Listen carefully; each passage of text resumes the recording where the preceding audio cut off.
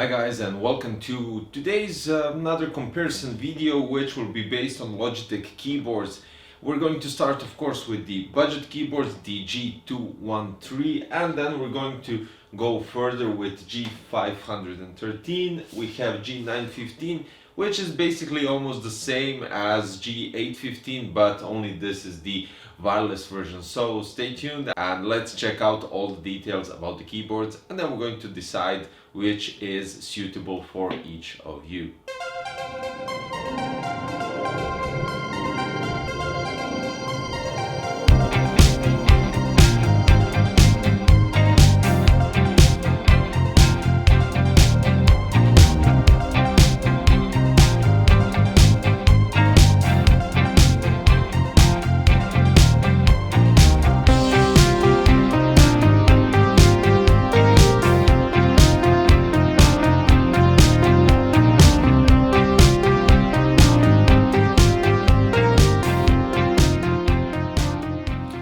Now starting with the lower model of the Logitech keyboards, I almost said mechanical, because the G213 isn't a mechanical keyboard. In fact, it's a membrane keyboard which has a full size, it has nice illumination, you have the gaming mode, you have the button for your brightness adjustment, you have 4 indication lights which are, it doesn't matter, numerical pad, caps lock, screw lock, and game mode, which kind of does help in some situations if you really need those. And you have the multimedia buttons above numerical pad. Comparing it to G513, it doesn't have basically dedicated multimedia keys. It has a special function with the FN, and then you press additional buttons on the F from 1 to 12 to achieve those buttons. But talking about the G213, it's a quite interesting keyboard, definitely full size. You have a nice palm rester which is plastic, so you don't have any leatherette or anything similar to that. But they need to cut the cost somewhere, and I think this was one of the few things. So it's a membrane keyboard. You do have a palm rester which isn't as on G513, it's not leatherette, and it doesn't have memory foam. You do have dedicated multimedia keys, standard USB connectivity, RGB for sure. That's for some of you guys interesting, and I would say a good entry model without a doubt. And I don't have any issues. Tested it when it came out and I didn't have any issues. I doubt you'll have any issues as well, but still a very interesting keyboard for the entry model. Now we're going to surpass G413 because G513 is more interesting model and definitely an advanced model. It has LIGHTSYNC, it has 2 USB with pass-through. One is for the keyboard and one is for the pass-through USB, which G213 doesn't have. So you have just a standard keyboard, nothing extra more than that. So mechanical switches which are Romer G, and you have a possibility to choose between a couple of them. In my situation, the switches were Romer G linear, you have tactile. And the best thing about it, it really does have a nice RGB lighting up. When we're talking about the switches, I was basically raised on Romer G using the G410 Atlas Spectrum, which had also Romer G switches, but didn't have any of those linear or tactile addition to the name. So I'm quite used to these switches, even though these are linear. I think mine were tactile with the tactile feel. It doesn't have to have a title to actually have a tactile feel, but definitely this is something that reminds me of that keyboard with the switches. And when we're talking about the design, you still have the full-size keyboard, so numerical pad, you have 2 indication lights for gaming mode. So basically G513 and G213 have gaming mode, you have indication lights only for caps lock and gaming mode on this one, and everything that you need to do when it comes to multimedia you do have here from F5 to F12, and then you have additional multifunctional buttons on the upper part where you have the print screen, screw lock, and the pause buttons. This is more going towards the premium model of their keyboard, giving you the leatherette wrist rest which has a memory foam. It doesn't have a magnetic connectivity when you're just, attaching it to your keyboard, so it doesn't just click, it just stays there. But in a good way, it has 6 rubber feet, so it can kind of stay fixed beneath your keyboard and give you a nice, I would say, rest for your palm while gaming. In addition to that, this keyboard has one canal that goes through the keyboard and through the wrist rest, as you can see right here. So you can, for instance, pass through your cable for your headset. And this is a really cool thing to have. Basically, it doesn't go anywhere around, doesn't interfere with your mouse or anything else, and it's really nice. And the most important thing, comparing it to G213, the 513 is built with aircraft grade 5052 aluminum top case, which is anodized and brushed for a slim premium design and durability. I mean, when you take the G513 Carbon in your hand, and you can feel the weight just because of the quality of the material and the design and everything. I mean, the final product is brilliant.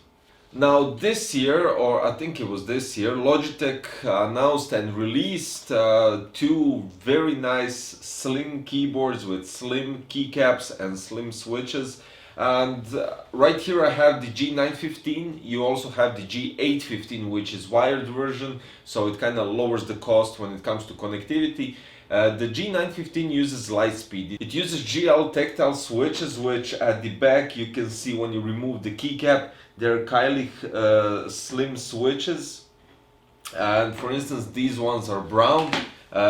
It has everything. The keyboard is just amazing, and the construction, first of all, the construction is just outstanding, because it's crafted from incredibly strong and durable 5052 aluminum magnesium alloy, which allows for both a minimal design and a beautiful aesthetics. So almost the same as the G513, but I would say a bit more advanced, just because, as you can see, it's completely slim keyboard. And when we're talking about some specifications, you have from G1 to G5 macro buttons, and you even have on top M1 to M3 and MR to register the memory of everything from the keyboard. You have the LIGHTSYNC button for your connectivity, you have Bluetooth connectivity, you have game mode and your brightness adjustment. Caps lock and battery for the indication lights, which is quite enough. I mean, G513 also has game mode and the caps lock, but when you use game mode here, which is rubber, it lights up, so this is really cool. And you have a dedicated multimedia keys on the far right side for play, pause, fast forward, fast backward and mute. You're thinking, where is the volume up and down? Well, you have additional wheel on the far right side, which you can use for volume adjustment.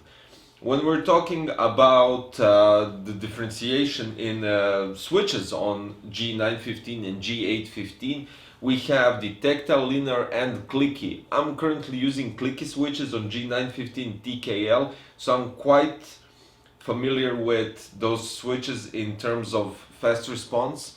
The clickiness isn't irritating as it is on some keyboards, but still you get that mechanical impression and feedback back to you, which is quite alright, and I would say really impressive. The keycaps could be done a bit better, but I think all the keycaps here are from the same material, and that's a shame, because I would definitely go with something much more, I would say, with the matte finish on the keycaps. That would definitely give and bring a better final product of the Logitech G915. But all in all, we have something that I would say, if you're running for a budget keyboard and you're still wanting a Logitech quality, I would definitely suggest G213, because even though it's a membrane keyboard and for the same price you get some mechanical keyboards, Logitech mechanical keyboards don't have echo when you're pressing them, and that's why they construct and they make perfect body shapes and mechanical switch stabilization, so you don't get any echoes while pressing them. That's why I would definitely suggest the G1213 as a budget keyboard comparing to some other mechanical keyboards. If you're going for something mid-range, you can always go with G413, but that's with a single color. You don't have a LIGHTSYNC and you don't have a wrist rest or palm rester or however. Then I would suggest the G513. It's somewhere in between the G213 and the G815.